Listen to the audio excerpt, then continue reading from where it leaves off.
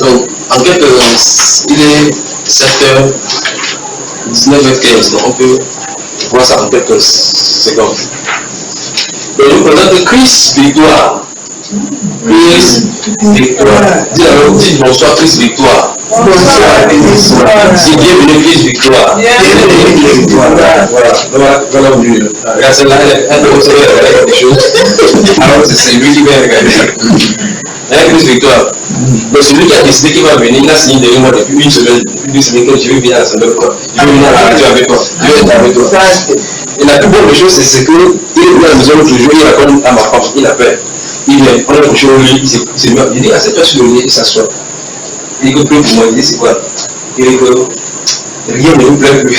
Il dit que rien dans ce monde ne lui plaît plus. Il dit qu'il ne comprend pas ce qui lui arrive.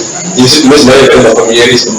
Que le processus a commencé. Il ne comprend pas seulement comment le Seigneur agit.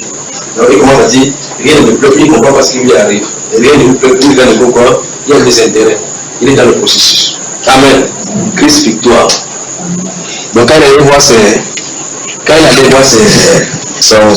grand frère lui a dit que si tu es un fou, monsieur l'a mourir, dis-nous. Bon, de toute façon, c'est pas le sujet. Le Seigneur, c'est son trophée à lui. Que la grâce de la terre lui soit accordée aussi. C'est ça ou c'est pas ça, frère? Ça non? C'est pas ça, que la paix, la grâce, ça. Ok. Donc, comme je viens de dire, on va voir le sujet, il faut donner l'offrande pour construire le temple de Dieu. C'est ce que nous allons passer. Offrande pour construire le temple de Dieu. Amen. Amen. Donc, commençons donc dans vous allez plus le Seigneur nous garder dans peine et sommes infiniment reconnaissants pour ce moment glorieux que tu nous accordes encore. Merci de nous avoir donné le temps pour ce moment-ci pour partager ta parole ce soir. Puisses-tu nous enseigner maintenant au travers de ta parole au nom du Seigneur Jésus-Christ de Nazareth. Amen. Frère Élie, ça va? Donc, commençons notre lecture là comme ça. Souvenez-vous du titre. Donner l'offrande pour la construction du temple de Dieu. Ça va voir ce soir. Dieu va. Dieu va commencer vite. Merci Père. Merci. Dieu va. Et puis on va voir. Si la réponse ne finit pas aujourd'hui, on va continuer ça. Je crois qu'il y a beaucoup de choses comme ça qu'on a en première partie. On avait parlé sur la mauvaise pensée, quelque chose comme ça. On ne va pas te dire vraiment, on va savoir, on va travailler pour nous. Un autre enseignement, on parlait ici des péchés, quelque chose comme ça. Il y en a parlé qu'il fallait qu'on parle en profondeur là-dessus.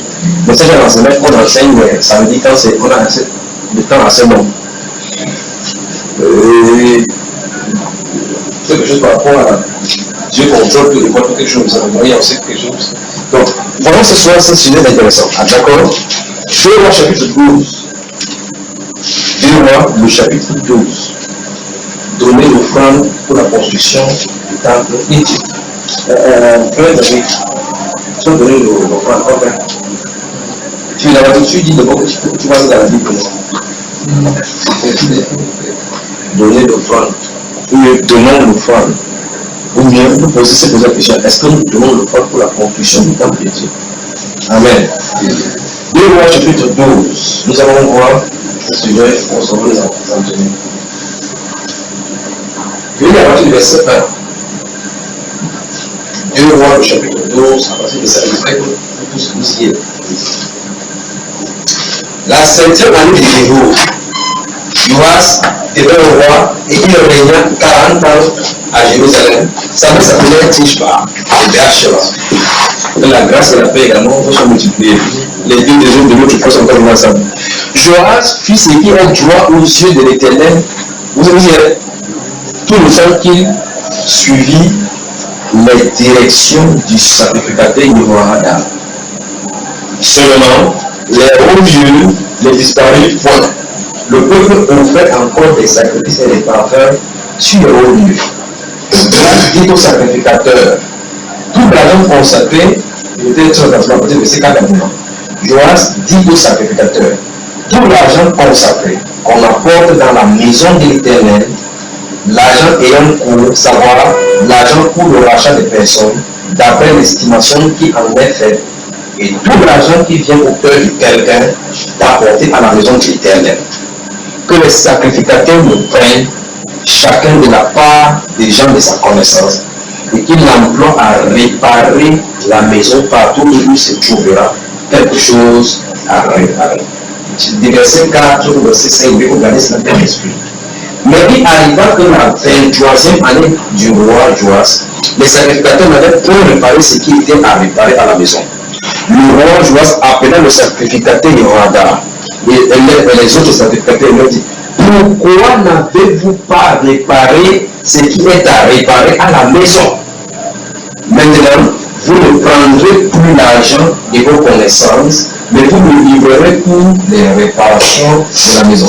Verset 8. Les sacrificateurs convinrent de ne pas prendre l'argent du peuple et de n'être pas chargés des réparations de la maison. Alors, verset 9, le sacrificateur Jehoiada prit un coffre, versa un trou dans son couvercle et le plaça à côté de l'autel, à droite, sur le passage par lequel on entrait à la maison de l'Éternel. Les sacrificateurs qui avaient la garde du seuil, ils mettaient tout l'argent qu'on apportait dans la maison de l'Éternel. Quand ils voyaient qu'il y avait, n'est-ce pas?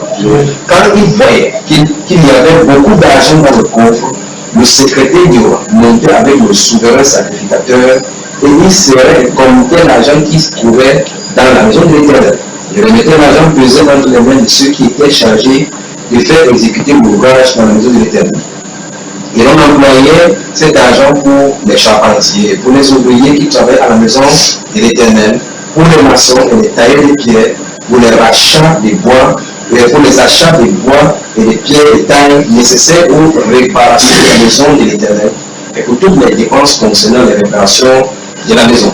Mais avec l'argent qu'on apportait dans la maison de l'Éternel, on ne fit point pour la maison de l'Éternel, ni bassin d'argent, ni couteau, ni coupe, ni trompette, ni aucun ustensile d'or ou d'argent. On le donnait à ceux qui faisaient l'ouvrage afin qu'ils l'employassent à réparer la maison de l'Éternel. On ne demandait pas de compte aux hommes entre les mains desquels on remettait l'argent pour qu'ils le donnassent à ceux qui faisaient l'ouvrage. Verset 1, car ils agissaient avec probité. Car ils agissaient avec probité, avec honnêteté, s'il vous plaît. D'accord? L'argent des sacrifices de culpabilité et des sacrifices d'expiation était pour apporter dans la maison de l'Éternel. Il était pour les sacrificateurs. Amen. Amen. Amen. Nous sommes du verset 1 au verset 16. Donc, dans ces deux mois, je vous demande de retenir le verset 4 au verset 6, du combien. Dans ces livres de 2 rois, nous voyons un sacrificateur, un roi qui vient sur le trône et il décide, en voyant des exactions qui sont communes dans la maison de Dieu, il décide de mettre les choses en ordre et de préparer la maison de l'Éternel.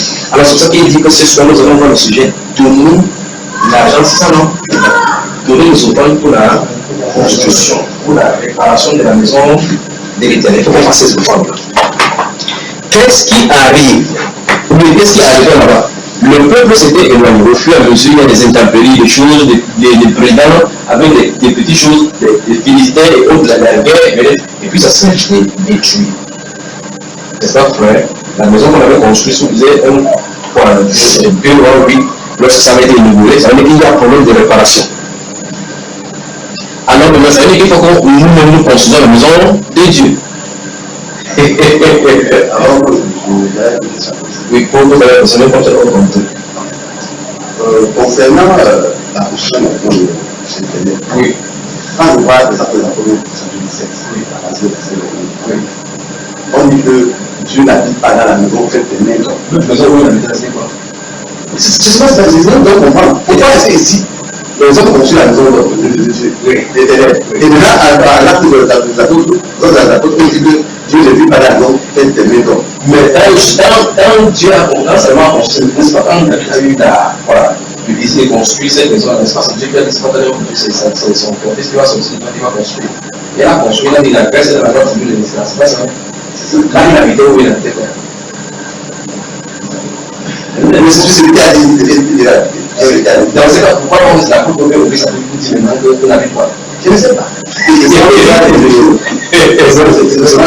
Oui, je veux dire que c'est parce que c'est le lieu où réside son nom. Je n'ai pas dit que c'est l'homme qui a pris, parce que le temple, c'était un lieu où résidait mis,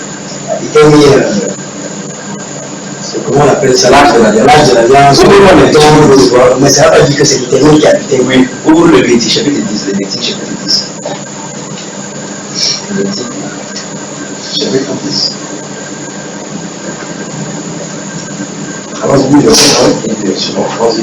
Les fils d'Aaron, Nadab et Abihu prirent chacun un brasier. Ils mirent du feu et posèrent du parfum dessus.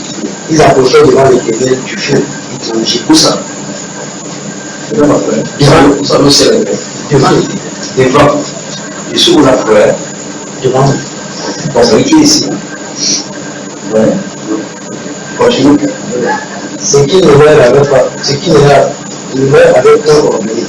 Alors le feu sortit devant l'Éternel. Il est consumé. Il a mort. Le feu sortit du haut, le lave aussi. C'est là où on a été là. Ok, c'est bon. Donc ça veut dire que tu es là-dedans. Si tu es là où tu m'expliques ce qui est là-bas. Dieu était là où il n'était pas là. Il était là. Alors, donc il a été où? Voilà. Vous avez dit qu'il était là. Je suis. Comment faire? Je suis confus. Comment ça tu es confus? Comment on dit le trône c'est son lieu là? Bon, d'abord on a dit qu'il était là où il n'était pas là. Non, il a. Quand il y a des gens qui viennent dans le chêne, Dieu ne exclut, il est exclu. Partout, tu vois, à ce moment-là. Donc ici, voici le mot fait de monde. Le frère, vous avez fini avec. Vous avez fini. Je veux qu'on répondre. Parce qu'il a dit que je suis devant, je lui connais où tu as vu la telle endroit. Je peux l'enlever comme ça. Comme ça. La dernière nage qui s'appelle, il y avait un milieu, ça devait ça devait être ça. Il y avait quoi là-dedans? Donc, de toute façon, le verset même lancé, le 10 verset, c'est clair. Le feu sorti du devant de Dieu. C'est du devant dans les deux secondes. Si tu me dis qu'il est au ciel, ça veut dire que le feu sorti du ciel pendant 3 heures. C'est que ça pose un problème. Parce que depuis le dehors, quand ils étaient dehors avec le brasier là, il était toujours devant. L'Éternel. On a dit qu'il a entré dans la terre devant l'Éternel, mais ça. Il dit pas la vie, donc il a tabernaculé là-bas, n'est-ce pas? Il a tabernaculé l'assemblée.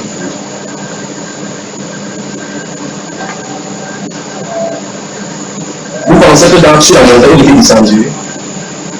Sur la montagne, vous pensez que le Dieu du ciel est descendu sur la montagne? Vous avez dit commandement? Non, réponds-moi, ne trouve pas le français.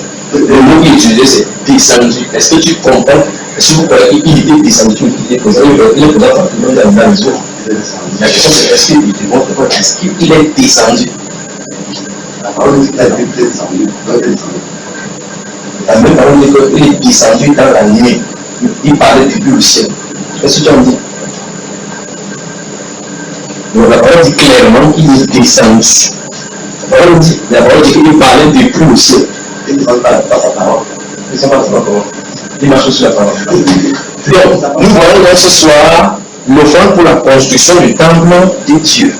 Dieu nous a donné notre responsabilité afin que nous construisions son temple. Nous devons construire un grand temple, un bon temple. Si nous ne venons pas le temps pour qu'on construise le temple, nous sommes totalement à côté de la plaque pour un grand temple, un édifice. D'accord, frère? Il faut qu'on comprenne la volonté de Dieu. Et nous voyons effectivement ici comment Joas a pris, et c'est que madame se voit chacun de vous avez tout. Frère, avec vous, je dis, vas-y toujours au niveau. Je suis sûr que s'il y avait quelque part là, les filles, ça va trouver sa Bible commencer à sortir. Vas-y toujours. Mais il faut que nous offrons pour construire le temple de Dieu. Ça veut dire quoi? Sur le danger de la Sainte, il avait dit que la voie que Israël a suivie, c'est la même voie que l'Église a suivie. Avant de nommer le temple est désolé. D'accord. Bon, je ne vais pas la suspendre pour longtemps. Le temps qui est dans la nouvelle alliance, c'est quoi? Le corps. Est-ce que les chrétiens vont bien? Est-ce que les chrétiens vont bien? Non. Il y a une personne qui va faire là. Ah, frère, je ne l'ai pas vu, il n'a pas de vie. Alors, nous avons besoin de l'offrande de notre vie, des offrandes de notre nécessité pour ces constructions-là. Voilà la vraie construction. Dans le livre de Jean, chapitre 13, les versets 36 à 37, le Seigneur Jésus nous dit que je vous laisse un commandement nouveau. Aimez-vous les uns les autres comme je vous ai aimé. Il nous a aimés, il a donné sa vie.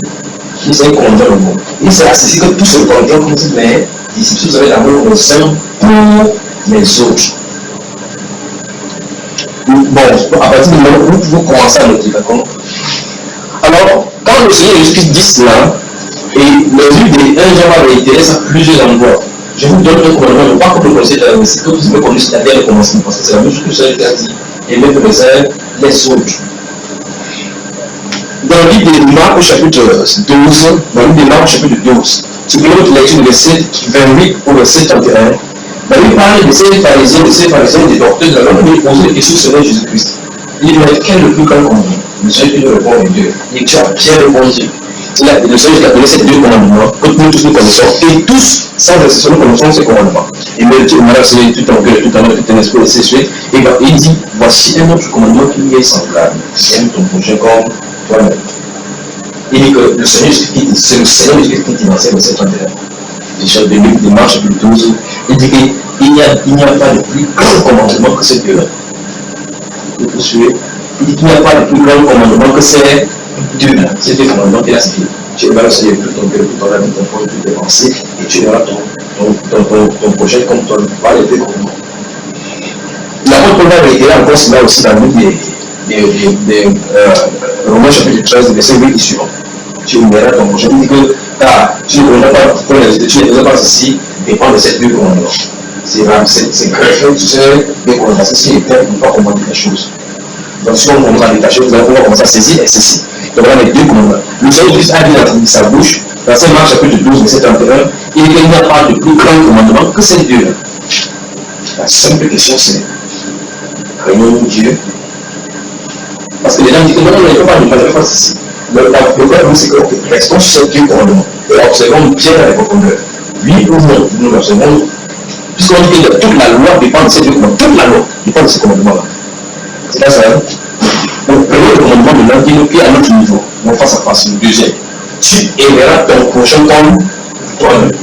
Alors, s'il est souffre, si quelqu'un veut souffrir, et que il dit que j'aime mon prochain comme moi-même, et que je ne peux pas l'aider à celui ci et que j'ai la possibilité de le faire, il y a un problème avec moi.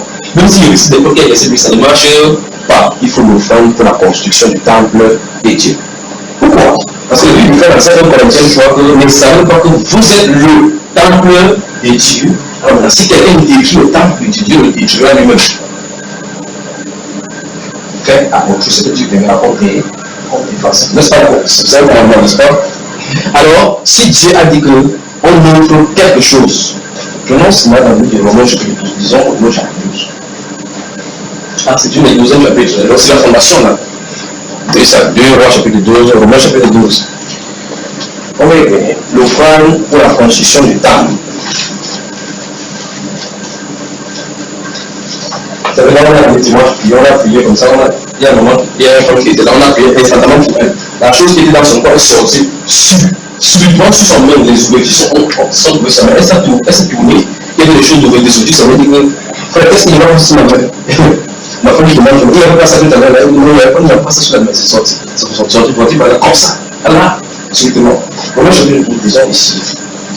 Il n'y a pas de temps de dire, c'est des choses que Dieu fait. Nous, on viendra, les gens peuvent témoigner. Que la gloire de notre grand Dieu et Sauveur Jésus-Christ continue à se manifester. Donc, regardez, suivez attentivement ici. Regardez. On nous voit. Moi, je vais devenir un petit verset de la Bible. Lisons doucement. Que la charité soit sans. Vraiment. Que la charité soit sans hypocrisie. Ayons le mal en horreur. Attachez-nous fortement au bien.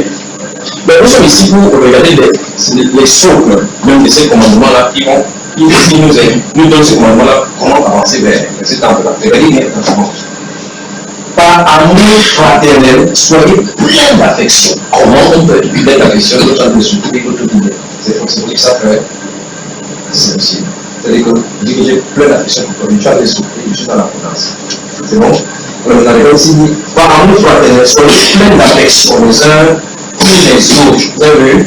Par honneur, usez des prévenances réciproques. Il y a du zèle et non de la paresse. Soyez fervents d'esprit, servez le Seigneur. On avance. Réjouissez-vous en espérance. Soyez patient dans l'affliction. Ça ne va pas bien. Soyez patient dedans. Mais le chrétien, on dit que c'est un peu de douleur qui peut les communes qui rapidement. La Bible déclare que soyez bonheur. Soyez patient dedans. Soyez patient dans l'affliction. Dans l'affliction, soyez patient. Pourquoi? Parce que l'affliction est utilisée par Dieu pour traverser les choses de nos vies. N'est-ce pas? Maintenant, persévérer dans la prière. Ce sont des commandements, mais on arrive exactement où l'on va venir. Regardez bien, là, dans le verset 13. Pourvoyez aux besoins des saints. Vous avez ça? C'est dans votre livre. Je pose une question. Ici, c'est un commandement, oui ou non? Regarde ton voisin, tu lui présentes ta Bible. Tu dis que la Bible déclare que tu pouvoir aux besoins des saints.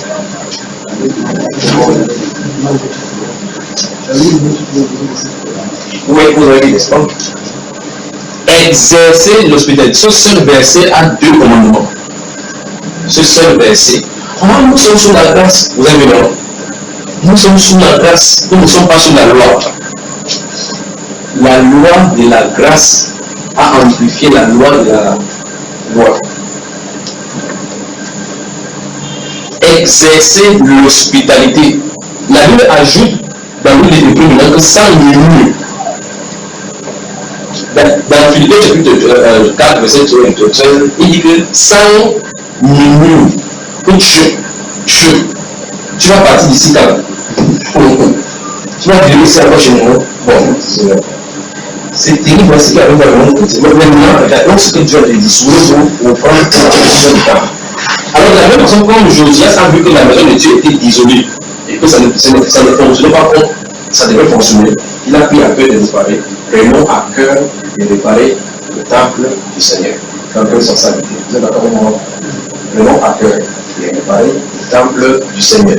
Chaque fois que nous avons raté ces choses, ces principes, c'est le Seigneur dont nous ratons. Souvenez-vous, on va dire là, si le Seigneur me permet, on va sinon, c'était les versets, vous les connaissez avant, vous les connaissez partout dans votre Bible. Vous le connaissez bien. C'est là. Maintenant, il dit, souvenez-vous, verset 13, pourvoyez aux besoins des saints. Donc les saints ont des vrais besoins. Il faut pouvoir. Mais ces commandements, ils ne vont pas comprendre. Pourvoyez aux besoins des saints. Joseph était le roi. Il y avait des sacrificateurs ici. Il y avait la population, il y avait le temple qui était déposé là-bas. Joseph a pris son initiative, il parlait, il fallait parler de façon nouveau. Il n'a pas pris que c'est plus à lui de donner parce qu'il est roi. Il fallait que tout le monde y participe.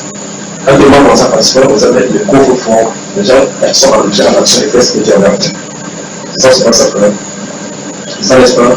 La Bible dit, vous voyez un besoin de s'exercer l'hospitalité. J'espère que tout le monde voit cette hospitalité. Nous avançons. Réjouissez-vous avec ceux qui se réjouissent, pleurez avec ceux qui pleurent.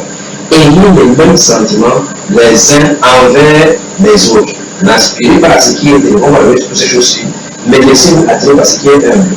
Vous savez un sac à vos propres yeux. Regardez bien, ce sont les commandements. Il y a une série de commandements comme nous ce moment ici. Des séries de commandements pour les chrétiens. Ne rendez à personne le mal pour le mal. Recherchez ce qui est bien devant tous les autres. Vous avez vu? Avancez. C'est possible, autant que cela dépend de vous, soyez en paix avec tous les autres. Ne vous vengez point vous-même, bien-aimés, mais laissez agir la colère. Car il est écrit, à moi la vengeance, à moi la rétribution, dit le Seigneur. Mais si ton ennemi, on a toujours dans le cas l'ennemi, mais si ton ennemi a faim, donne-lui à manger. Vous savez ça? S'il a soif, donne-lui à boire. Car en agissant ainsi, ce sont les charbons. Vous avez ça, vrai? Chapitre 13, chapitre 13, nous avons besoin de 13. Verset 8 et suivant. Chapitre 13, verset 8 et suivant. Ne devez rien à personne, si ce n'est de vous aimer les uns les autres. Donc, c'est la seule dette que la Bible prévoit, c'est la dette d'amour. Donc, regarde quelqu'un dans les yeux. Donc, fixe quelqu'un dans les yeux, tu viens subir avec l'égalité. Tu dis que tu me dois l'amour. Vous comprenez, n'est-ce pas? Voilà. Dis que tu me dois l'amour. Il ne devait dire à personne, sinon de nous les uns, les autres, rien d'autre.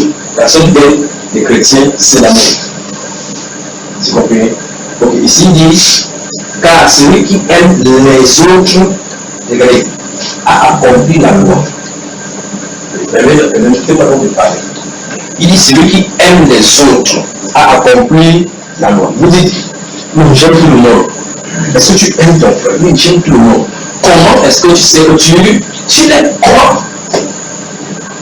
Comment tu peux dire que tu aimes? Mettez au point, on va y revenir. Jacques chapitre 2. Jacques. Si quelqu'un a trouvé, je sais que vous pouvez aider quelqu'un à trouver. Jacques chapitre 2. Nous sommes un peu là.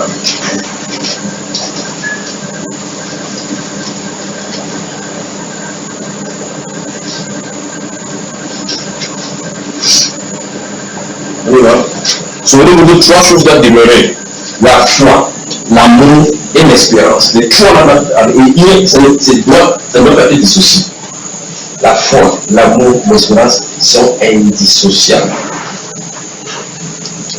Si tu dis que j'ai l'amour, si tu as l'amour, et que tu n'as pas la foi, c'est là, si tu as des blagues. Tu ne peux pas dire que j'ai l'amour, j'ai la foi, mais il manque seulement l'espérance. Ça ne peut pas marcher. Tu ne peux pas dire que j'ai l'espérance. Nous avons l'espérance en Jésus, tu as l'espérance en Jésus. Tu es sûr, est-ce que tu aimes ton voisin? Comme toi, dis-moi. Alors tu n'as pas l'espérance. C'est ceux qui ont l'amour, ont la foi. Et c'est ça qui fait qu'ils possèdent l'espérance. Les trois sont liés. Les trois sont liés. Nous devons avoir l'une sans avoir les deux autres. Sinon, vous vous trompez. Alors, c'est dans le chapitre de Jacques, il est à partir du verset 14. Regarde. Mes frères, donc vous regardez bien cela. Dans le livre de Jacques, prêtez attention chaque fois qu'il parle de mes frères. Au chapitre 1, verset 2, il va commencer par mes frères. Au chapitre 2, verset 1, il va commencer mes frères. Au chapitre 3, il va commencer par mes frères. Donc, c'est pourquoi je ne dis pas que l'on va s'adresser au monde. C'est aux chrétiens qui s'adressent. Donc, mes frères.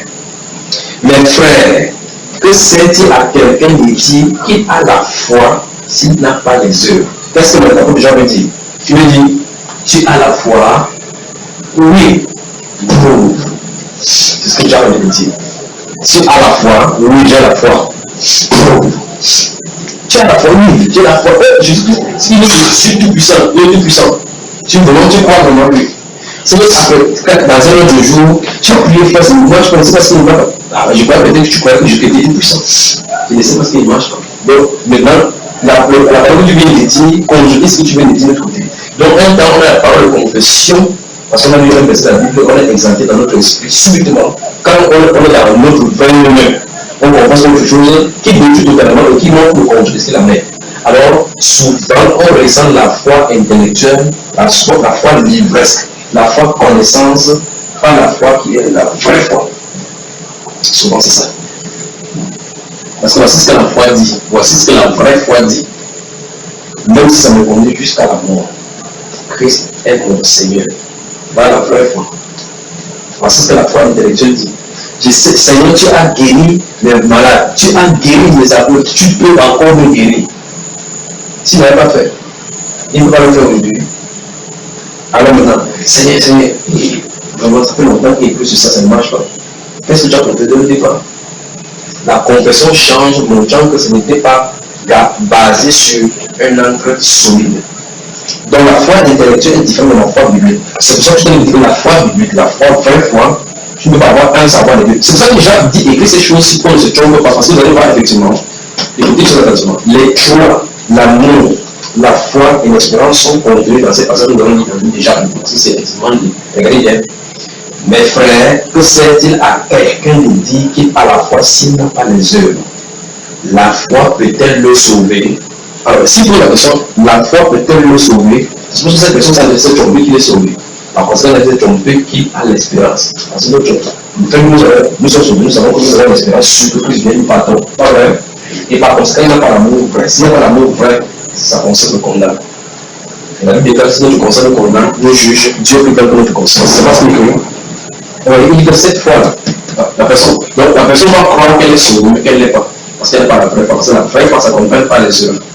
Après, il donne l'exemple de ce qu'il veut dire. Verset 15. Si un frère ou une sœur sont nuls et manquent de la nourriture de chaque jour, regardez le bon dans le chrétien. Nul, il manque la nourriture de chaque jour. Et que l'un de vous, d'entre vous, leur dise, allez en paix, comme on dit sur le bien-aimé, oh, que le Seigneur te bénisse, qu'il te comble mon frère, que la grâce soit sur toi. Il dit, allez en paix, chauffez-vous et vous rassasiez, et que vous ne leur donniez pas ce qui est nécessaire au corps. À quoi cela sert-il? Vous avez sa foi? Donc il me dit, tu as la foi. Pour ce moment, les Romains vous cette chose devant lui. Pourvoyez aux besoins des saints. Pourvoyez aux besoins des saints. Tu dis, tu as la foi. Souvenez-vous de ceci. Souvenez-vous de ceci. On a toujours quelque chose à donner. Ça, c'est l'une des choses que j'ai appris du Seigneur qui est merveilleux.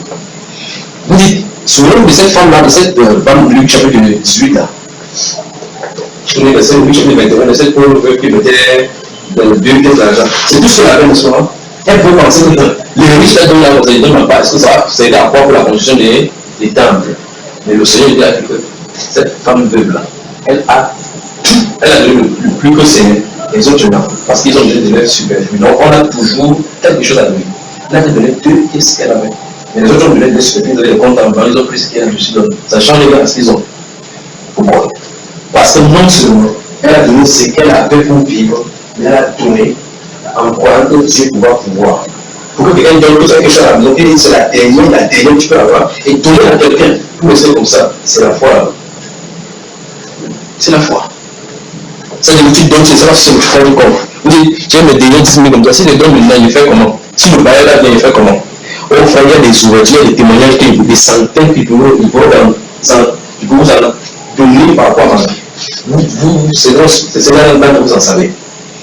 Quand vous êtes dans la position du manque, suivez pratiquement.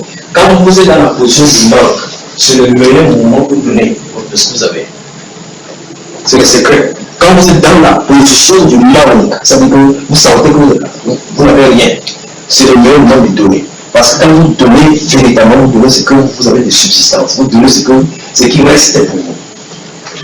Quand vous avez en abondance, vous pouvez donner. Vous pouvez donner de l'argent, vous pouvez donner comme c'est ici.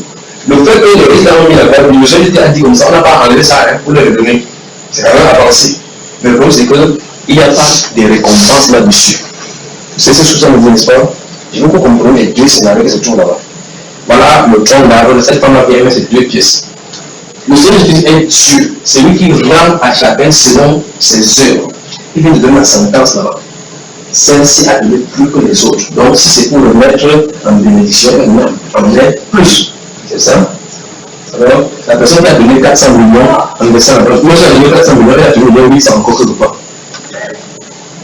Donc, faites attention. Donc, je dis, le meilleur moment de donner, c'est quand vous pensez que vous n'avez pas. C'est un secret. En fait, vous regardez la Bible de la bonne manière, vous verrez que c'est ça. Le meilleur moment, la meilleure façon, le meilleur moment de donner, c'est de donner quand vous pensez que vous n'avez pas. Quand vous pensez que vous n'avez pas. C'est ça. Alors, vous voyez, cette femme-là donne pour le Seigneur. Je pose la question. Imaginez cette femme. Vous avez une personne qui est pauvre, elle est veuve. Elle a ces 2 pièces. Tout ce qu'il a fait, c'est pour vivre. Vous entendez ça? Suivez un peu cette femme de Sarah là, avec une essayez de la regarder. Et regardez ce qu'elle a fait encore en nécessaire pour vivre. C'est ça, vous cherchez 2 bois, tu peux juste donner gâteau aussi, donner tout ce qu'il y a là-bas. Après ça, on mange là, on meurt. Elle dit, tu vas faire une chatte, mais comment il faut que je mange. Elle dit, mais c'est aussi. Un enfant ici, même pas petit, elle mangeait la nourriture des enfants comme ça. Elle avait toujours les veuves. Elle fait donc. On dit ainsi par le Seigneur, il manquera point du Seigneur. Vous observez ça frère? Quand tu n'as pas le moment pour donner, ils sont nécessités de savoir d'avancer. Le moment le plus ultime, que vous pensez que vous n'avez pas, c'est le moment ultime pour donner. Souvenez-vous de la promesse qui est contenue dans l'une des Psaumes chapitre 41. Les 4 premiers versets sont 41. Il dit que heureux celui qui s'intéresse aux pauvres. Donc celui qui s'intéresse aux pauvres. La Bible dit que heureux celui-là. La Bible va même plus loin dire que Dieu le protège de la sorcellerie seulement parce qu'il se protège, parce qu'il s'intéresse aux pauvres. La Bible dit que Dieu ne lit pas au bon plaisir des méchants. C'est ce que la Bible déclare. Pourquoi? La Bible dit que quand il est sur son lit des malades, Dieu le soutient. Pourquoi? Parce qu'il s'est intéressé aux pauvres. Mais aujourd'hui, qu'est-ce que nous avons? Comme nous avons dans cet Ancien Testament, le frère était avec souvent pour dire que peut-être le frère Julien dit qu'on a l'argent pour construire le temple. Dieu n'habite pas la frère Julien. Bon, maintenant, souvent aussi, tu vas vous voir le temple où tu habites. Regarde le frère qui a habité de toi. Il habite là où nous sommes aussi, n'est-ce pas? Donc, tu as donné le temps. Tu vas donner le frère pour sa construction. Alléluia. Alors maintenant, qu'est-ce qui arrive lorsque les gens n'ont pas compris cette tradition de l'Ancien Testament et le Nouveau Testament? On se focalise toujours sur ça. J'ai pris ce verset exprès. Parce que c'est ça qu'on prend dans les émotions pour dire qu'on a une trouvé de construction de ça. Là, les gens qui ont construit, les gens ont donné, on ne nous donne pas donner. Or, Dieu a quitté des nombres dans la réalité aujourd'hui. C'est dans la réalité. Donc, paradoxalement, les gens sur qui on va investir sont mis de côté et puis on les investit encore dans les mêmes briques, les mêmes papels. Et je peux donc citer effectivement celle, d'abord je peux dire celle 20 et suivant, que Dieu n'habite point dans le temple fait de l'homme, oui, il n'habite point pas de l'homme. Il n'a pas dit que Dieu n'a jamais habité, il a dit que Dieu n'habite point. On va faire, voilà, c'est la chose. Il n'a pas dit ça. Ça veut dire lui-même qui a inauguré le jour qui inauguré, après il se demande quoi donc? Dieu habiterait-il? Il a dit Dieu habiterait-il dans le temps où il fait de même. Voici les cieux et sur le gros contenu. Il a compris quelque chose dans le papa. Il a compris que là, il a réalisé une prophétie en tant que prophète. Il a compris tout simplement. Le désir de Dieu de tabernacler au milieu des hommes. Le désir de Dieu de tabernacler au milieu des hommes. Plus à l'intérieur des hommes. D'étudier ce temple-ci et de le bâtir en 3 jours. Quoi? Puis il a fallu 46 ans pour bâtir ce temple-ci. Ça veut dire qu'il fallait le temple de son corps. Vous voyez ça, frère? Donc, le temple de Dieu doit être bâti. Nous avons la responsabilité de participer à sa construction. Si nous participons de la bonne façon, de la bonne manière, pas seulement pour eux, et même pour les autres, parce que c'est un parallèle comme ça, c'est un carrefour où on s'occupe en même temps des frères, en même temps des ennemis, même ceux qui ne croient pas. Parce que dans cette parabole, dans ces minutes, il dit tu aimeras ton prochain. Ton prochain peut être celui qui ne t'aime pas. Ton prochain peut être celui qui n'a même pas de relation avec toi, qui ne veut pas te voir. Tu dois l'aimer. Mais ici, nous parlons de la construction du temple de Dieu. Là, je tourne du côté chrétien. Et voir maintenant, est-ce que l'amour est manifesté? La foi est manifestée par les œuvres, comme l'apôtre Jacques vient de parler. C'est fatalement non pas vrai. Il y a quelque chose à payer, on prépare le temple pour le faire. Qu'avons-nous donc à offrir chacun pour son corps? Vous devez comprendre que Dieu vous attend ici, à cette ligne droite. Souvenez-vous de Saint Jean, chapitre 13, que j'ai cité aujourd'hui, verset 36-37. Il dit que je vous donne un commandement nouveau. Aimez-vous les uns les autres comme je vous ai aimé. Car il nous a aimés, il a prouvé. Dans Saint Jean, chapitre 13, verset 1, il déclare que quand je s'est levé le jour de Pâques, sans le veille, le soir étant venu, quand il s'est levé là-bas, il dit ayant aimé ses disciples, et oh, c'est merveilleux ça. On dit qu'on les a fait de faire que les été arrivé de quitter le monde aussi pour le faire. Et ayant aimé ses disciples, ceux qui étaient dans le monde, il mit le comble à son amour pour eux. C'est ce qui est écrit, frère. Il mit le comble à son amour. Il se leva de la table. Remarquez bien. Il prenait le comble à son amour en restant comme ça. Il dit frère, il était jusqu'à la table, il était jusqu'à. Ah, c'est pas ça. Il s'est levé. Qui était encore le cadre du Fils de Dieu, redescend encore pour la précédente pour nettoyer les pieds. C'est pour ça qu'il faut le placer que tu n'as pas le nettoyer les pieds. Tu descends chacun niveau comme ça. La Bible déclare que cette geste-là, il mit le comble à son amour pour eux. Il a pris les serviettes, il a laissé les laver les pieds. Qu'est-ce qu'il veut dire? L'amour est prouvé. L'amour est prouvé. Il n'y a pas de plus grand amour que de donner sa vie pour ses amis. C'est ça? Donner sa vie. Sa vie. Sa vie. Cette femme-ci a donné tout ce qu'elle avait nécessaire pour vivre. Elle a donné de sa vie. Vous entendez ça, frère? Alors qu'avons-nous comme subsistance? Qu'avons-nous comme substance? Vous avez des choses que vous stockez. Vous stockez en présage, en prévoyance, c'est un grand danger. Si, quand le chrétien va arriver au niveau de comprendre ceci, alors les actes des apôtres peuvent commencer à fonctionner en vrai. Parce que les actes des apôtres nous montrent ces trois phases: l'amour, la foi manifestée, les œuvres qui en suivent. Ça nous intéresse. Ça ne s'accapare pas. Quand les gens s'accaparaient, le Saint-Esprit frappait. Vrai, frère? Est-ce que le Saint-Esprit montre dans les actes des apôtres? Acte. Comment les apôtres ont agi. La foi était manifestée par les œuvres. Le témoignage de l'espérance vivante du Seigneur Jésus-Christ était là par le Saint-Esprit. Il a vu cette foi-là. Qu'est-ce que les gens faisaient? Les gens s'accaparaient de leurs œuvres, de leurs possessions. Les gens gardaient-ils leurs possessions? Qu'est-ce qu'ils faisaient? Pour faire quoi? Distribuer. Aujourd'hui, le chrétien moderne, maintenant, c'est quoi? S'accaparer. Qu'est-ce qui est arrivé? On a focalisé notre attention sur la réussite au style mondain, sur la réussite avec les projets, les standards du monde, le fonctionnement du monde. On a quitté la boussole. On a quitté la boussole qui nous orientait vers notre étoile. On suivait l'étoile, on a quitté l'étoile pour aller vers Hérode. Et là, l'étoile a disparu. Nous allons continuer dans la religion. Ça ne va pas vers Hérode, on va voir l'esprit. On a quitté la boussole. La boussole, c'est le fonctionnement des apôtres. Quelle était la force des premiers disciples? La force était tout simplement qu'ils marchaient dans l'amour. Personne ne nous a dit que ceci mettait encore. Tous étaient communs entre tous. C'est ce qui est écrit, frère. Dites-moi comment ces personnes ont prié. Ce sera se manifester. Il faut vous expliquer. Alors, le deuxième commandement nous arrête. Nous citons le deuxième commandement. Ce commandement nous arrête. Nous sommes en état d'arrestation face au deuxième commandement. Nous sommes en état d'arrestation face au deuxième commandement. Nous n'aimons pas notre prochain. Je peux passer 2 jours à développer ce deuxième commandement. Et on se pose des questions et on répond à ces questions. C'est la plupart des gens qui disent dans verset 14 que oui, j'ai la foi, sinon j'ai les yeux. Ok, il n'appelle pas un exemple simple. Terre à terre, c'est la vie de la foi, c'est la vie quotidienne. Et si un frère ou une soeur a manqué de la nourriture et des vêtements, et que vous me dites que vous allez, que vous allez le bénir, et que vous lui devez passer à quoi il doit manger, mais c'est quoi de métier. Pensez-vous de quoi là vous sauver? C'est la question que nous avons posée. Nous devons répondre à cela. Nous devons répondre à cela. Un jour, j'ai pris le choix. Donner une offrande pour la construction du temple de Dieu. Vous devez donner cette offrande.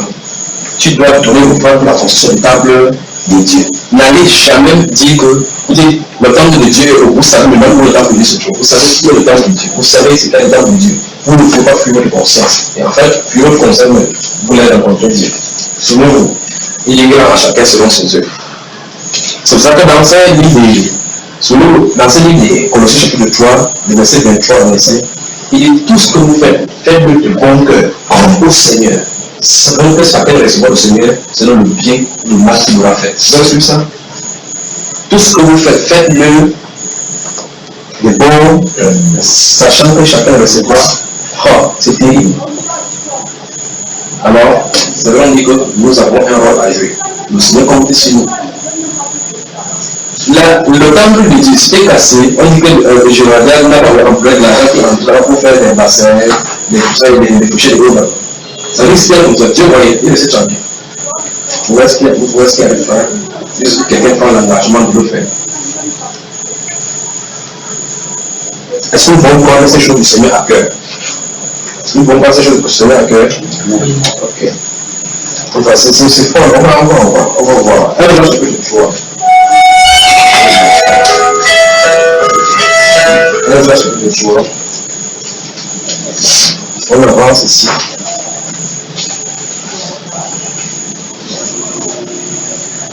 Si on me pose une question maintenant, est-ce que tu aimes tel frère? Oui, je l'aime.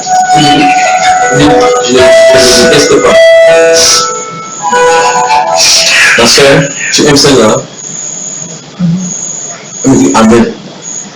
Frère, tu l'aimes.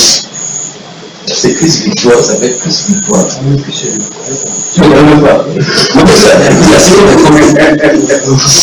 Tu as d'ailleurs une Christ victoire? Jamais. Comme tu vois, nous avons tu l'aimes. Et là, tu l'aimes. Donc tu n'aimes pas un être humain. Même si tu aimes tous les êtres humains. Frère. Tu aimes tous les êtres humains.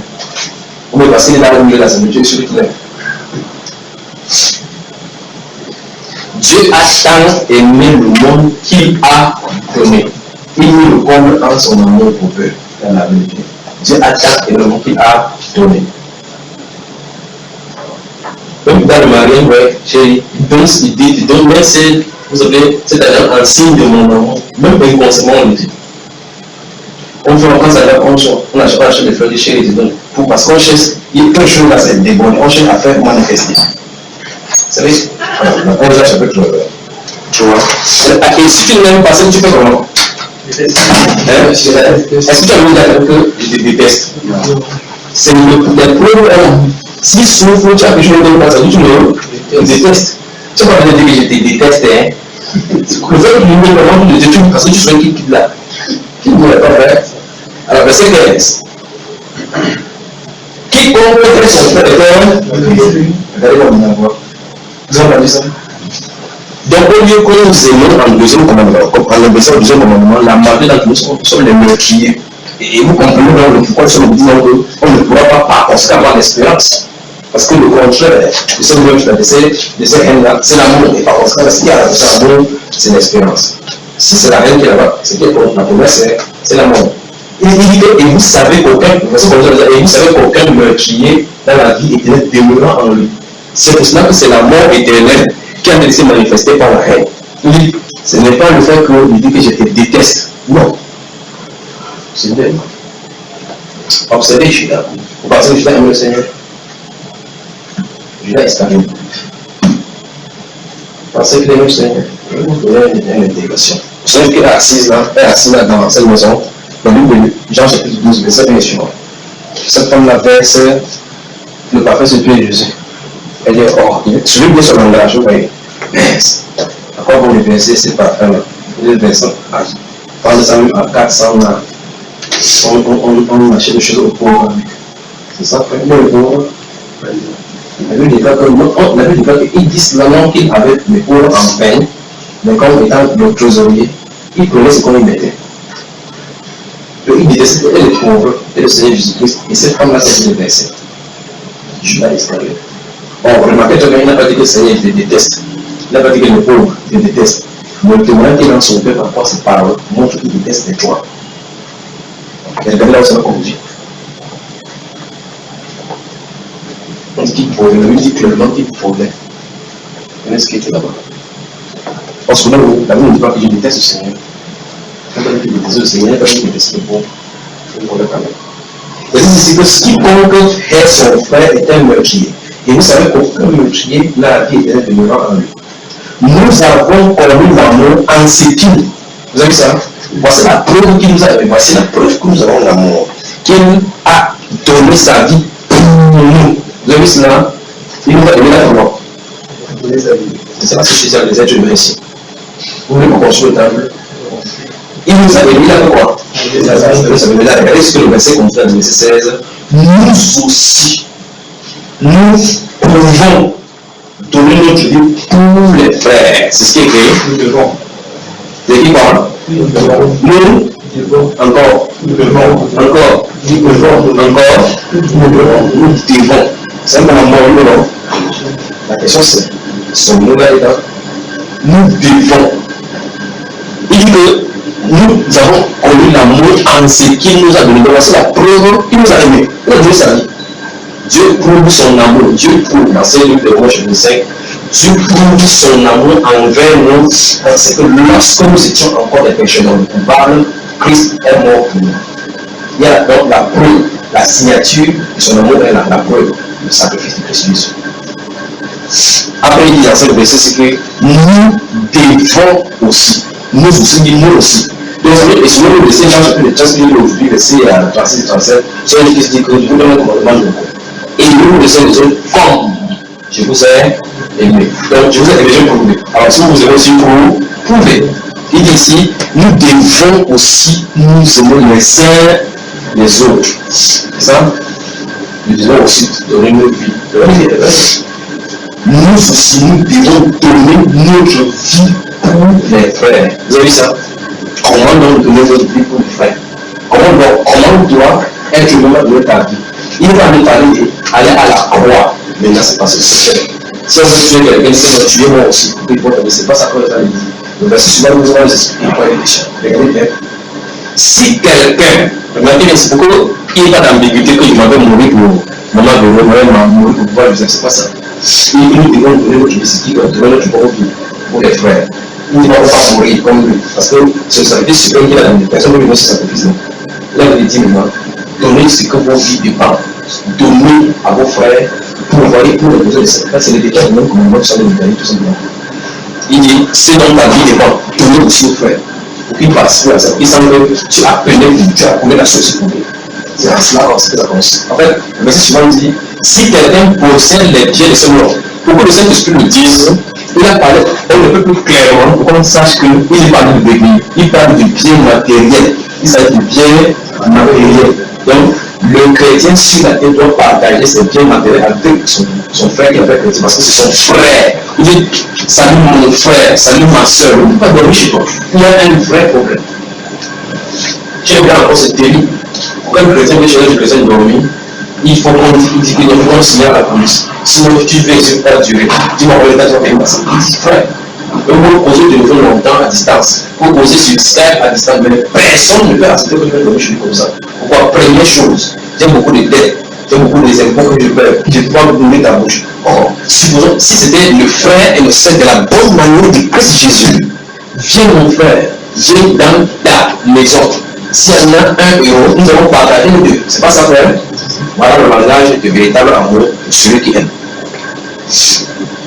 Et il y a quoi? S'il y a un seul plan pour le temps pour mes enfants, ça veut dire qu'avec la plan d'Élie, il y avait aussi Élie, avant de finir, il est tombé dans parce que la personne ne faisait pas. Il dit que non, Élie, tu as raté la personne, descend à sa dans le bis là-bas.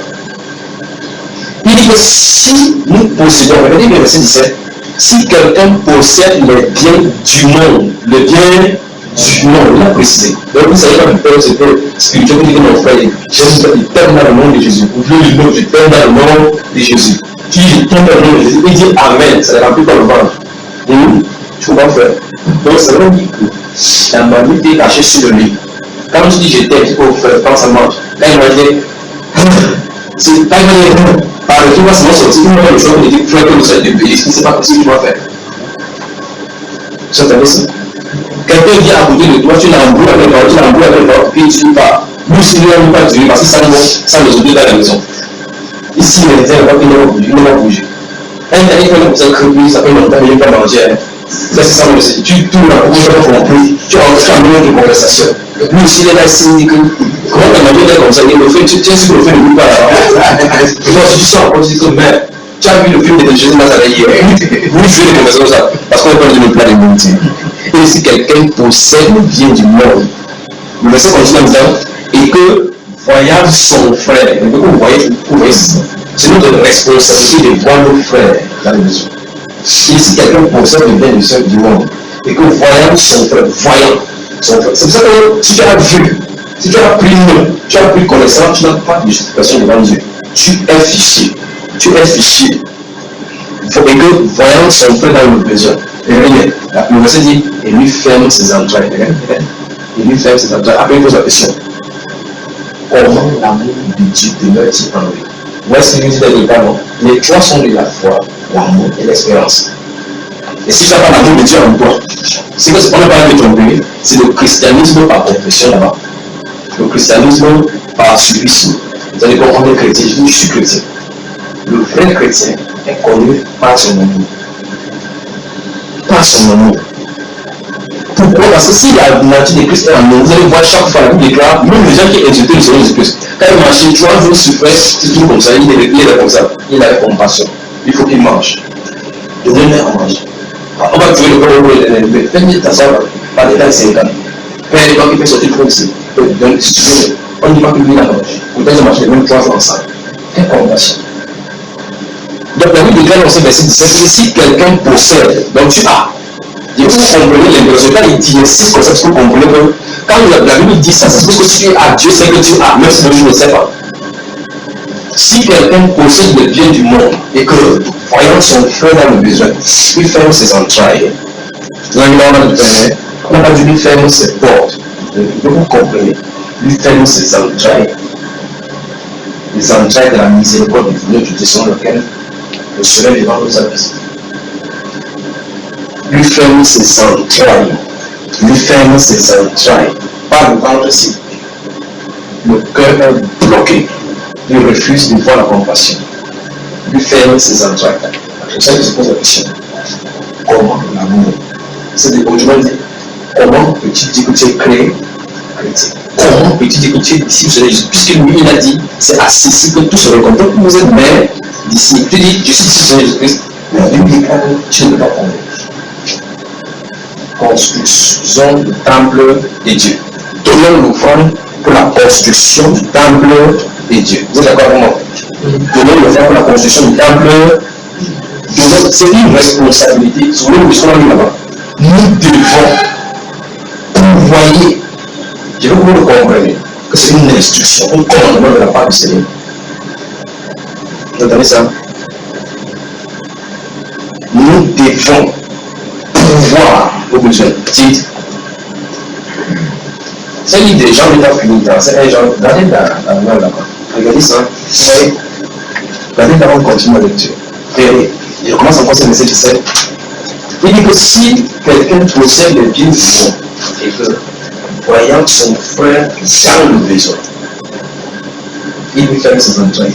Comment l'amour de Dieu demeure en lui? Qu'est-ce qu'il dit? Il n'a pas la suite de verset 18, frère. Regardez.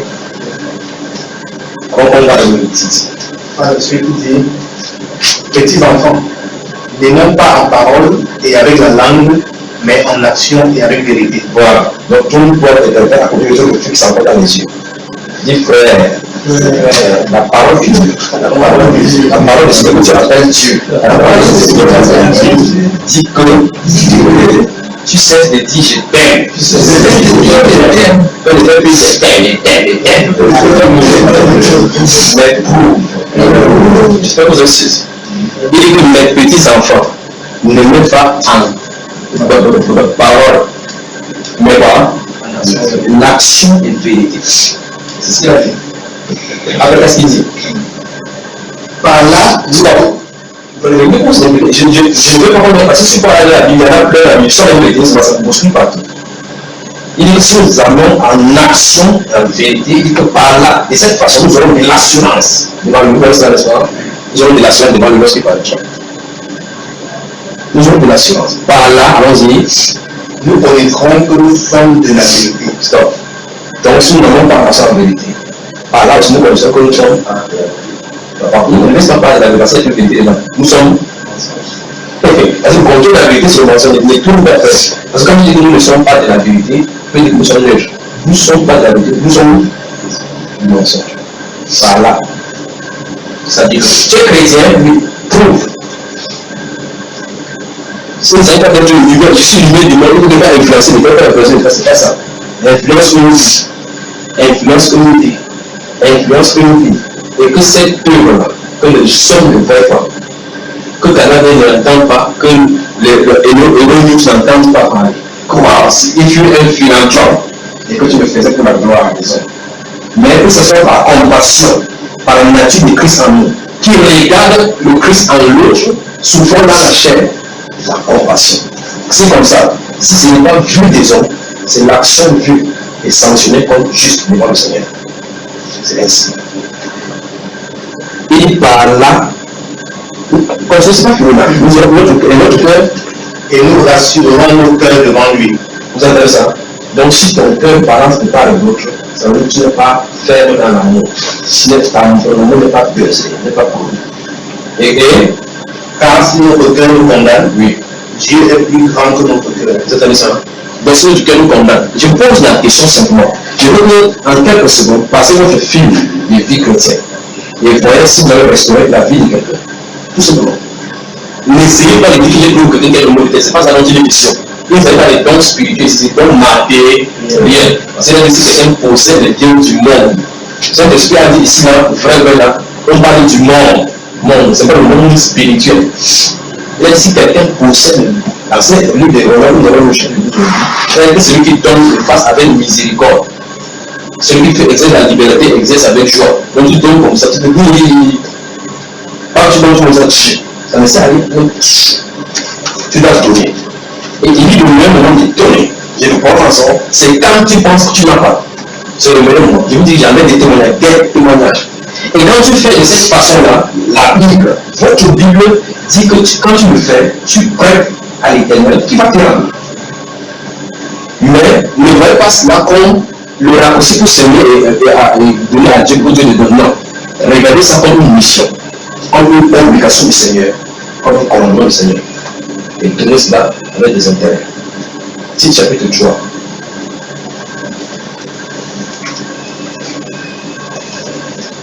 Vous irez.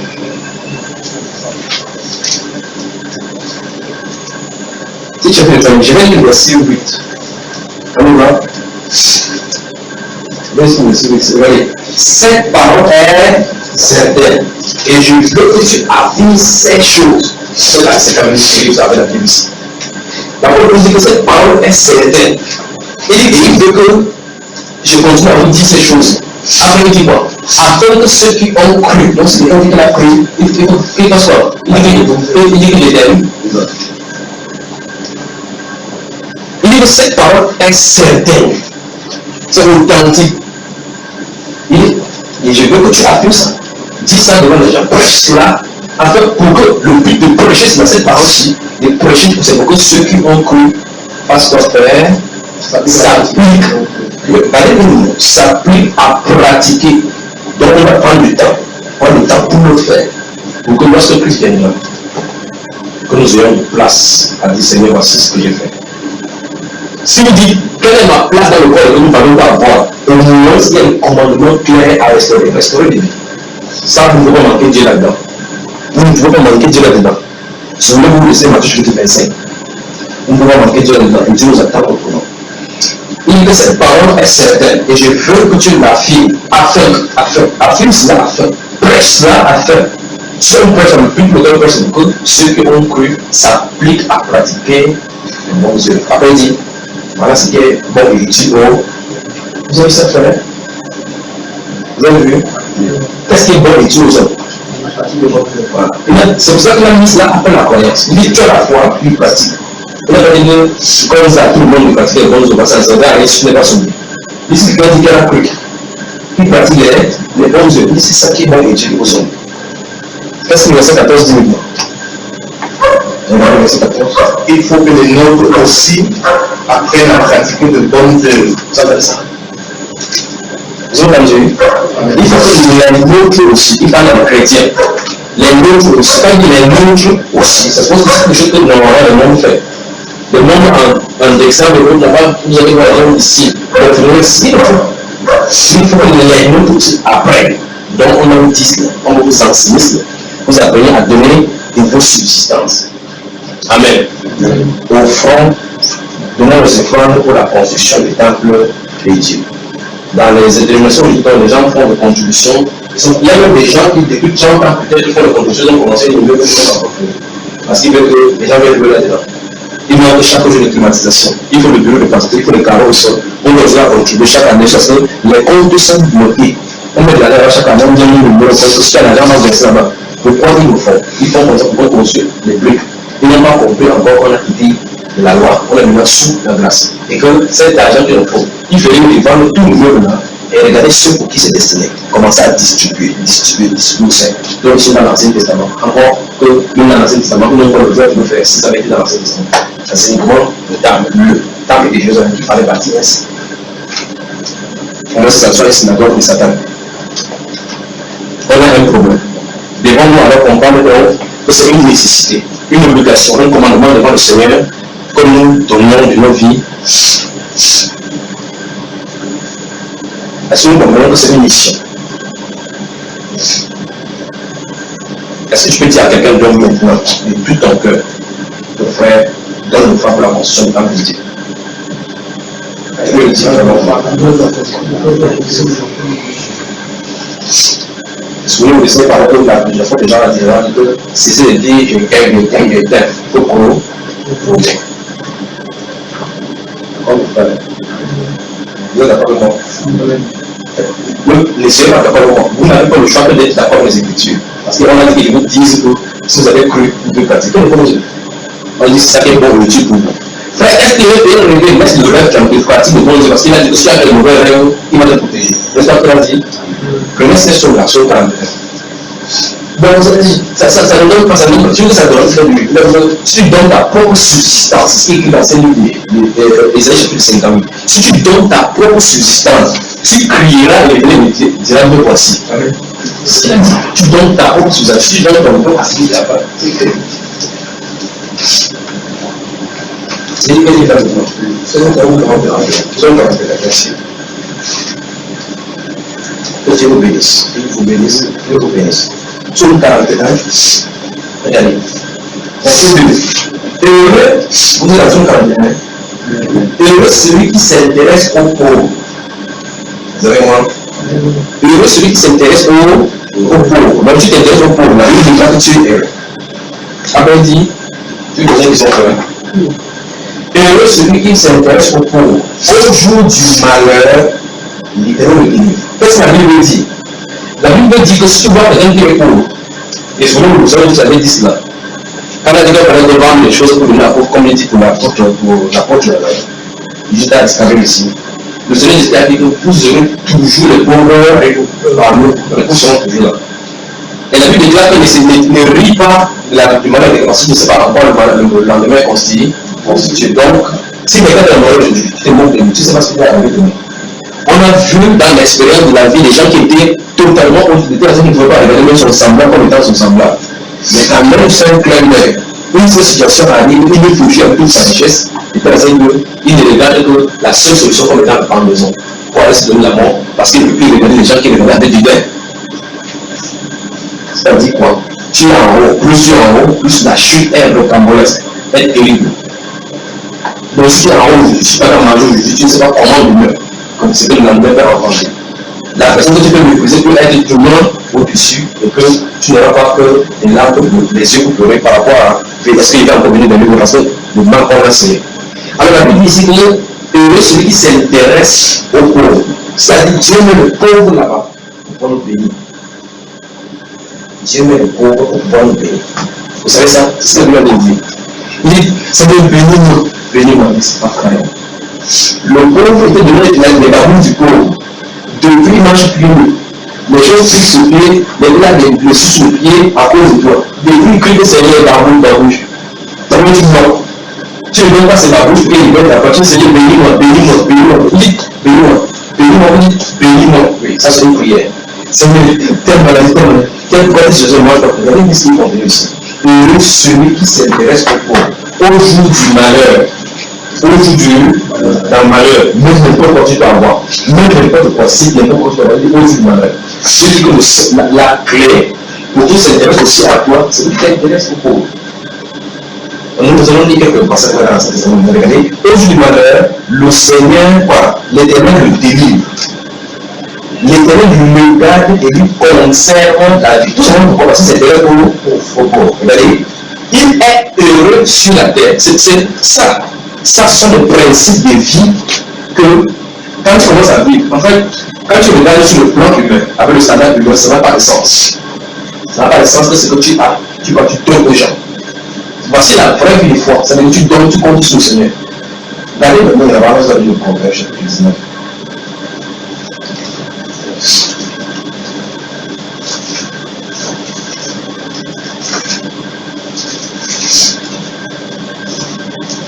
Vous êtes, il dit Proverbe, nous sommes dans le livre des psaumes, nous sommes c'est la partie des psaumes. Proverbe chapitre 19, le livre verset 17, on va expliquer. Il est écrit dans mon verset 17, alors ça sera le même chose. Celui qui a pitié du pauvre, prêt à l'Éternel, il lui rendra selon son œuvre. Vous savez ce qui est écrit? Vous avez suivi, non?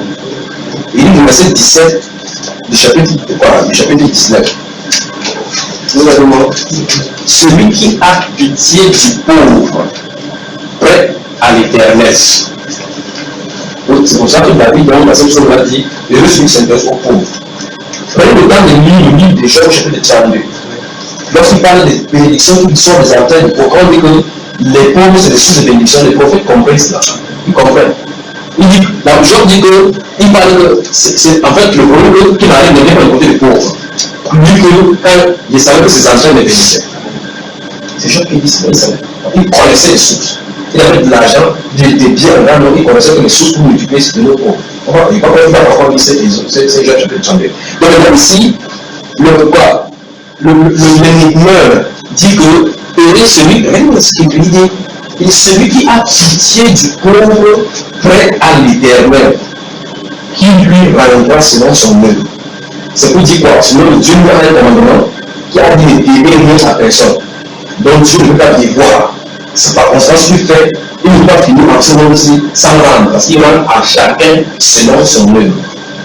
Dans le psaume 41, il répète ici qu'il est heureux sur la terre, c'est pas sur la terre. Tu fais ça sur la terre, tu as ça sur la terre.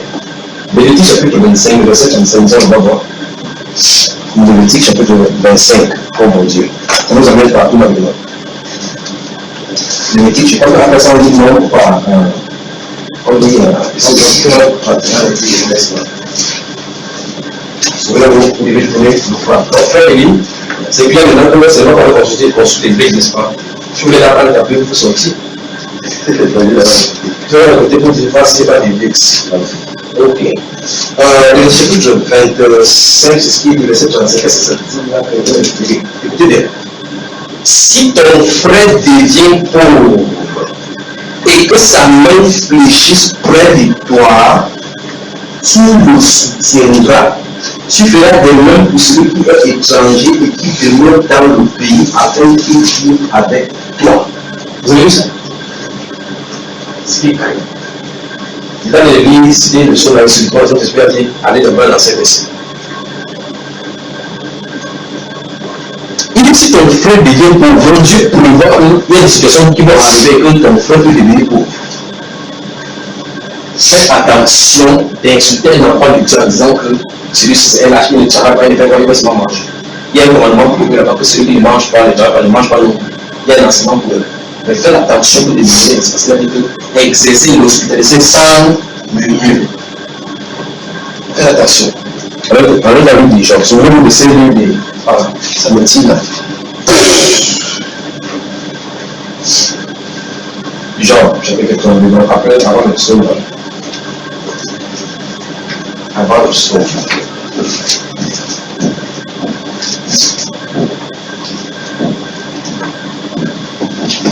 Maintenant, Jean chapitre 31 là.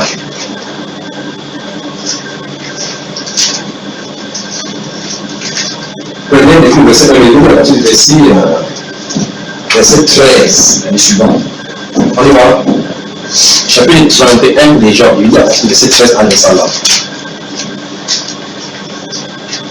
Si j'ai méprisé le droit de mon serviteur ou de ma servante, vous voyez ça?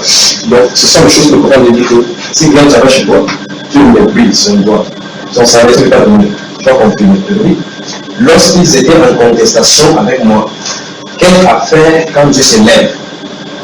Dieu se lève, le prophète c'est ça. Si vous lisez 1 Thessaloniciens chapitre 4, le verset 8, l'apôtre Paul dit que personne n'use du faute dans les affaires. Parce que Dieu tire dans toutes ces choses. C'est ce que le prophète a dit ici. Ça n'a pas changé. Verset 14 dit quelle affaire quand Dieu se lève? Donc ça veut dire que s'il avait fait ça, c'est qu'il ne veut pas résister. C'est que Dieu avait le problème, raison de Dieu frapper comme il a fait. C'est comme il dit. Donc s'il a médité, il a vu que jamais personne n'a travaillé chez lui, il n'a pas payé son salaire. Il s'il avait fait ça, alors je m'aurais à 10 si Dieu ne veut pas. Donc ça veut dire qu'il était en règle avec ses parties de temps. Et quand je réponds quand il châtie, celui qui m'a créé dans le ventre de ma mère, ne l'a-t-il pas créé? Le même Dieu ne nous a-t-il pas formé dans le sein maternel? Et si j'ai refusé aux pauvres ce qu'il demandait, vous avez vu ça? Il a décidé qu'à papa, il a pris le cas des gens qui travaillent chez lui. Est-ce qu'il méprisait quelqu'un? Il n'a pas méprisé. Il prend les pauvres. Il méprise. Il va la femme de quelqu'un. Le verset 9 dit que s'il a laissé son cœur se séduire, s'il a tourné la main chez quelqu'un, vous voyez, s'il a convoité la femme de quelqu'un, il dit que sa femme tourne la main et l'autre la mange. C'est-à-dire qu'on déshonore sur sa femme de la même façon. Donc, il y a de l'argent. Avec son statut, nous allons convoiter la femme de quelqu'un. Vous parlez d'un homme intègre. Alors qu'aujourd'hui, quand on a l'argent, on peut recevoir que la folie. C'est ce qui est aujourd'hui. Regardez ce que Jean dit. Il prend cas par cas. Si tu as des péchés qu'il faut faire. Et si vous regardez, nous on va l'enseignement. Ici, les riches doivent prendre cette proportion particulièrement pour leur dire, pour comprendre ce que Dieu a déjà dit par la vie des gens. Que si tu es riche, faites attention pour ton sur ce domaine. Faites attention pour ce domaine. Mais les riches, donc, qui ont l'argent aujourd'hui, qu'est-ce qu'ils font? Vous travaillez bien, du 1er jusqu'au 25. Vous êtes en bon terme. Vers le 26, 27, le patron va accumuler le visage. Pour parler qu'on a bien fait. Il te tourne bien comme ça, tu vas le partir bonjour. Tu as un chiffre d'abord. Un fois le vote, on va me dire que tu ne vas pas ton argent. Il faut une transaction le 15 minutes du mois. Il vous donne avec un million d'avance à cause du barreau jeu. Les gens ne savent pas que ça a attiré le charbon sur eux. Ça veut dire que les gens commencent les ouvriers comme on se met au champ. Donc vous avez frustré. Ils leur créent comme et qui vont le saigner des années. C'est les gens, c'est ce qui nous ont chapitre 5. C'est ça mes frères. Donc les gens qui ont de l'argent, les riches, devraient comprendre ces livres des gens. Allez là-bas pour prendre l'instruction. Ok, mais l'argent est de l'argent. Qu'est-ce qu'il doit faire pour que tu ne chasses pas? Ok, mais continuons aussi. Verset 16. Si j'ai refusé aux pauvres ce qu'ils demandaient, si j'ai fait languir les yeux de la bœuf, vous avez vu? Si j'ai mangé seul mon peuple, sans que l'orphelin en ait eu sa part. Vous avez vu? Il a parlé du pauvre, de la veuve, de l'orphelin. Les gens qui sont au milieu de nous, pour que Dieu le châtie, ou les mieux de nous. C'est pour ça que dans ces conditions, il a dit heureux celui qui s'intéresse aux pauvres. Il appelle même les pauvres choses par rapport aux veuves et aux orphelins. Dans Jean 3, chapitre 2, verset 27, il dit que la religion pure et sans date devant Dieu notre Père consiste à s'égarer les souillures du monde, pour être responsabilité des veuves et des orphelins dans leur affliction et à s'égarer les souillures du monde. Voilà la religion pure et sans tâche devant Dieu notre Père. D'accord, ma chère sœur? D'accord, mes chers? Ok. Donc il dit, si j'ai mangé seul mon peuple, sans que l'orphelin en ait où sa part, qu'est-ce qu'il doit vous dire? Tu as ton peuple, tu manges l'orphelin à côté. Moi qui ai, dès ma jeunesse, élevé comme un père, moi qui, dès ma naissance, ai soutenu la veuve, si j'ai vu le malheureux manquer des vêtements, l'indigent n'avoir pas de couverture, ça ne serait quoi? Mais béni. Soulignez ça. Sans qu'il ait été rejeté par la toison de mes amis. Vous avez vu, si j'ai levé ma main contre l'orphelin, parce que je me sentais un appui dans les juges. Quand quelqu'un a de l'argent, tu peux avoir les juges qui disent que le pauvre gars met en prison. Il dit que tu as fait ça. Tu peux avoir raison devant les hommes. Tu peux avoir ces choses-là, tu grandis devant les gens. On dit, wow, c'est le calendrier là, la raison des juges, il n'y a pas de problème. Il y a un grand juge qui va juger nous les juges. Jésus-Christ de Nazareth. Nous devons offrir nos vies également pour les frères. Bien plus. La Bible dit clairement dans la vie des Galates que celui qui sèmera pour sa chair, moissonnera de sa chair la corruption. Mais celui qui aura semé pour l'esprit, moissonnera de l'esprit la vie éternelle. Il dit que on ne se moque pas de Dieu. C'est quand on aura semé, il le moissonnera. Celui qui aura semé pour la chair, moissonnera de la chair la corruption. Celui qui aura semé pour l'esprit, moissonnera de l'esprit la vie éternelle. Jésus a dit que les paroles que je vous dis sont esprit et vie. Il se met, je t'aime, je crains Dieu. Alors celui qui craint, avec ce commandement, puis ce sont ces commandements. L'apôtre dans cette instruction qu'il donne à l'église, il dit que c'est que Dieu veut, c'est de sanctification. Ce que chacun de vous sache poser son corps dans la sécurité de l'honnêteté sans vous livrer à une mandative passionnée comme le font le carême qui ne connaissent pas Dieu. C'est que chacun sache poser son corps dans la sécurité, c'est que personne qui le trouve dans les affaires, car Dieu dit par toutes ces choses. Si quelqu'un rejette cette parole, cette princesse, il ne rejette pas le nom de Dieu. Vous savez ça? Ce sont des commandements de préceptes. Dieu dit qu'on fait comme ça, on fait comme ça, on fait comme ça. On dit, on croit Dieu. Je crois Dieu, je suis croyant. Concrétise. Il faut qu'on offre, on doit les offrandes à nos frères. C'est notre responsabilité de chercher ce qu'on va faire souvent. La Bible dit, dans le livre dans la chapitre 6, dans le verset 6 suivant, il dit, nous ne lassons pas de faire le bien. Vous avez vu cela? Ne nous lassons pas de faire le bien. Car nous moissonnerons au temps convenant, à condition que nous nous lassons de nos emplois. Après, il dit clairement, on fait le bien à tous, et surtout aux frères dans la foi. Donc, ce n'est pas orienté seulement aux chrétiens, faire le bien à tous, mais surtout, parce que le monde peut utiliser n'importe quel usage pour avoir le bien. Mais les chrétiens doivent utiliser le bien, pour avoir le bien, pour rencontrer les choses. C'est notre responsabilité de s'offrir. C'est notre responsabilité de venir en aide En fait, nous ne venons pas en aide pour leur bien. Puisque c'est un commandement, nous donnons ça pour être avec le Seigneur. Donc, nous sommes en bénédiction d'avoir le pauvre parmi nous afin que nous venions comme ça pour respecter le commandement de Dieu. Autrement dit, tu ne fais pas du bien aux pauvres, tu te fais toi-même du bien. C'est ce que la Bible nous enseigne. La Bible nous enseigne qu'en donnant aux pauvres, tu vas même dire à Dieu qu'il presse là. Tu dois lui dire merci d'avoir payé ce que je t'ai donné. Pourquoi? Parce qu'il est ta banque, il est ta source de bénédiction.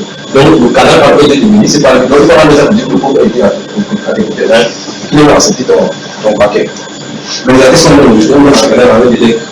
Ainsi que par là-bas, ça n'est pas le gratuit. C'est la bonne donne. Ça, faut me dire venir. Amen. Amen. Donnons l'offrande pour la construction du temple de Dieu. Son Père, donnons l'offrande pour la construction du temple de Dieu. Regardons tous les chrétiens. C'est notre responsabilité. C'est notre responsabilité. Il dit que si vous avez les uns les autres, c'est ainsi qu'on saura que vous êtes mes disciples. Faisons cela pour vous. Toi, tu es quoi? Je suis chrétien. C'est quoi, je suis chrétien? Je dis, il faut passer à l'acte afin que plus t'attends quelqu'un une fois. Quand tu dis chrétien, que ça veut seulement donner la confirmation. C'est-à-dire que quand il est ouvert le païen, une conduite exemplaire. C'est ce que la Bible dit dans la Bible de Matthieu chapitre 2, chapitre 4. On a une conduite dans les deux.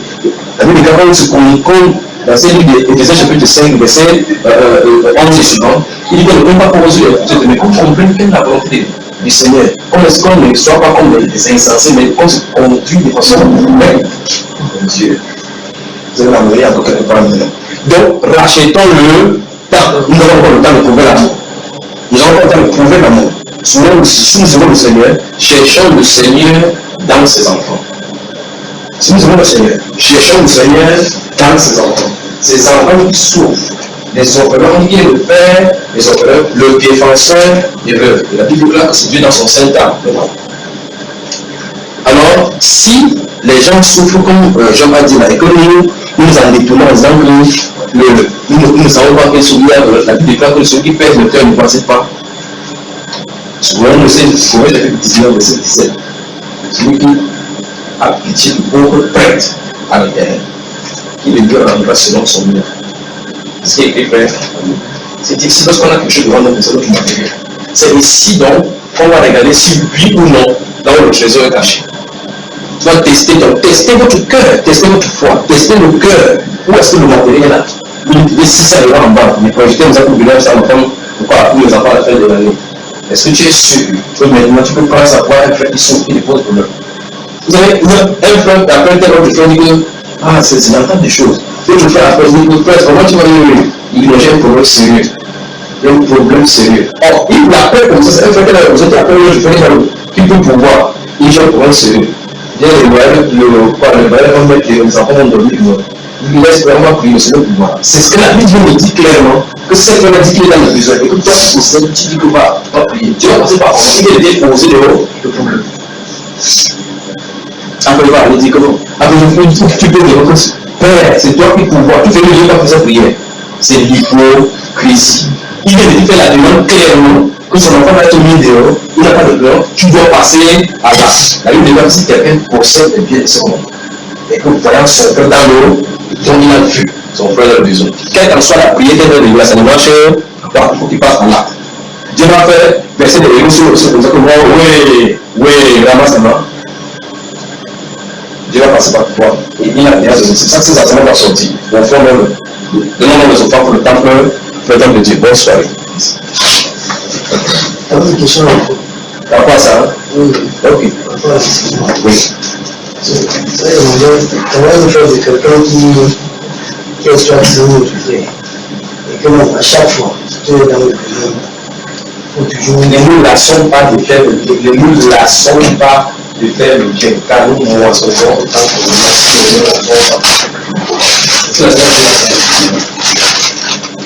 Et je vous dis quelque chose. Quand j'étais en Jordanie, il n'avait pas d'argent. Quand je donnais des courses, bon, là, on me donnait de l'argent. C'est un garçon qui ne voit pas parce que, vous savez, on joue au ballon. Ma femme avait acheté une godasse là, bien. Bien comme ça, ma femme me connaît, c'est ça qu'elle m'a même de jouer cher. On allait au stade jouer, c'est comme ça, les enfants jouer avec les ballons. Je dis, vous tous venez là. Il est connu de godasse là-bas. La femme m'a dit, ne commence pas. Il est connu de godasse là-bas. Il dit, celui qui mesure ses godasses. Si ça nous suffit, il part avec. Si chacun vient, nous avons le petit pied. Nous avons précisé avec le gros pied. Il faut le forcer pour lui. Si ça tu prends dans le coup, tu ne dois pas jouer avec. Il faut pas jouer avec lui. Ils ont mesuré, c'est ce que quelqu'un a mesuré, pas ça à ce pays, c'est pas. C'est ce qui est arrivé. Il a pris le gouvernement, il est arrivé à Simaou, déjà, ça sort qu'on voit le match là. Il part, il met en derrière. Il part, il met en derrière, il voit s'il veut dire. Il parle, même il est derrière à distance, il suit tranquille le bol parce qu'il sait exactement ce qui va se passer. Il parle de Goudas. Après, il joue le point du grand frère. Il donne le Goudas, lui, c'est la personne qui me dit, il donne le Goudas comme ça. Il arrive alors. Alors, quand d'autres personnes qui ont joué plus comme ça, la personne, il voit comment je me comporter. Il a fait ça lui monter les choses pour pouvoir mentir. Quand il vient, il parler. Il ne sait pas qui est devant lui. Il ne sait pas le discernement, c'est lui ou non, il avait dit la vérité. Il disait l'enfant qu'il avait menti. Il dit, mon père a envoyé la même laboratoire, je suis allé prendre l'accident, c'est perdu. Il dit, ouais, qu'est-ce qu'il faut? Il dit, il défend combien? 15 000. Il dit, ok, je vais prendre 15 000. Je donne 15 000. C'est lui qui me donne un fruit. Vous avez vu comment se passer l'examen. Quand tu as fait le quand il voit le pose de vous, il en a la bouche. C'est pour prendre ton histoire. Tu dis, quelqu'un qui vient chapeauter de mon Dieu, il dit, continue. On dit, pourquoi tu fais ces choses, sachant que c'est le mensonge qui a été fait? Non, ce n'est pas moi qui manque, il manque de Dieu. C'est à Dieu qui va résoudre le problème, c'est pas moi. Tant que j'ai la possibilité, je donne. Et quand vous êtes 15 000, il vient, comment tu vas? J'ai besoin de 1000 francs. J'ai 1000 francs, oui, je te donne. C'est pas pour moi, je suis un transitaire. Tu me donnes, Dieu me donne, je te donne. Et j'ai dû donner, vous n'avez jamais manqué de quoi manger. Je donne. C'est lui qui a d'embrasser. Alors, le jour qu'il comprend l'évangile, quand il a un croix, on dit maintenant il faut restituer. Il y aura des problèmes. C'est la restitution qu'on va restituer. Tu vas rester à besoin de ça. Tu vas dire non, pour restituer plus un, c'est bien. Tu veux ça, ça dépend du tout. Alors maintenant, c'est ça. Donc si tu me manques, c'est ton problème. Il dit, tu me manques, il reste une autorisée, c'est le mensonge que tu dis. Mais dis-moi c'est le mensonge, je te laisse aller au bout. Le jour où tu comprends, tu comprendras. Si tu ne veux pas, tu vas, parce que je ne veux pas que la peau soit de mon côté. Que Dieu nous bénisse.